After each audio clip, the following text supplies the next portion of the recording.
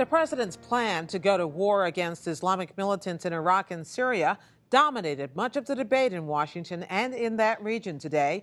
We begin ours with National Security Advisor Susan Rice. I talked to her from the White House a short time ago.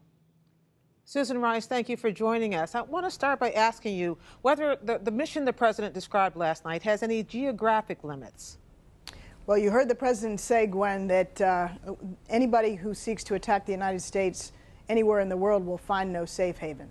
Now, this is a fight against ISIL, a terrorist organization that's most active in Syria and Iraq. And the president made clear that we have a comprehensive strategy to take the fight to ISIL and to roll them back through degrading them and ultimately destroying them in Iraq and to the extent necessary in Syria. And the president made clear that he would not hesitate to act in Syria if necessary to roll back ISIL. And given the safe haven there, it is in all likelihood necessary. As part of the president's four-part strategy that he outlined last night, he talked about arming the Free Syrian Army, the moderates who we have declined to support or arm before. What's different now? Well, in fact, Gwen, the United States has been providing a degree of military support to the moderate opposition for almost 2 years now. Back in June, the president asked Congress for $500 million as part of a broader regional counterterrorism partnership fund to provide direct lethal support and training to the moderate Syrian opposition. Now that we are also in the context of having to deal with ISIL and degrade and destroy them, it's critically important that to do that in Syria, we have a partner on the ground. In Iraq, we do have a partner on the ground, and in fact, the president was very deliberate about waiting until a new Iraqi government was formed that was inclusive and can represent the interests of all of Iraq. Now we have the capacity and the ability to work with the Iraqi security forces and the Kurds in Iraq as our partner on the ground. The analog in Syria requires that there be a ground force that we can work with. The Free Syrian Army is the best option that we have in that it is moderate, it is fighting ISIL, it is also facing the fight from Assad.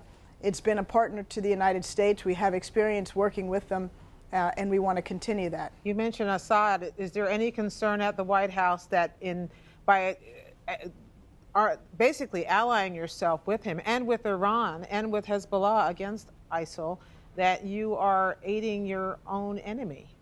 Gwen, we're not aiding the enemy, nor are we allying ourselves with Syria, the Assad regime, or Iran, or any other partner. We may have a common enemy in the fight against ISIL, and I think we should be candid about recognizing that ISIL has no state support, threatens all the states in the region, and threatens people, including Americans in the region, and threatens Europeans, and has issued threats against the United States of America. So we have a common enemy, but that doesn't mean we are allied or coordinating or working together in any deliberate way. In fact, we're not.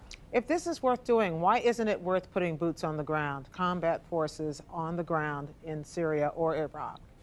Because, Gwen, I think we've learned that that can be counterproductive. And at the end of the day, even after 10 years of combat in Iraq, where our men and women served with great bravery and suffered enormous losses and sacrifices, if you don't have a government that is prepared to sustain those gains through the right policies that are inclusive and representative of all the people, but also through maintaining a military capacity, those gains can be quickly diminished. So in this instance, rather than replicate that experience, which was very costly, the preferred method is to build up the Iraqi capacity, both the political capacity as well as the military capacity, to take this fight to ISIL and sustain it. It is the Iraqis themselves, and indeed it will ultimately be the Syrians themselves, that have to control their own territory and have to push out this threat, this cancer that is threatening them most proximately. What if Congress will not approve the funding that the president has requested, in spite of some positive sounding signs from Capitol Hill today? Well, certainly we're hopeful that Congress will recognize the necessity as part of a comprehensive strategy of enabling the United States to provide training and support to a moderate opposition in Syria. Without that, the United States doesn't have a partner on the ground. And I think most members of Congress agree that it's not preferable to put American boots on the ground in this region again in a combat role. And therefore, we need to have a viable partner that over time can join in this fight against ISIL. So I think when members of Congress weigh the alternatives and understand that to accomplish the mission, we need a partner on the ground, I think they'll see that the best alternative in that regard is, in fact, the moderate opposition.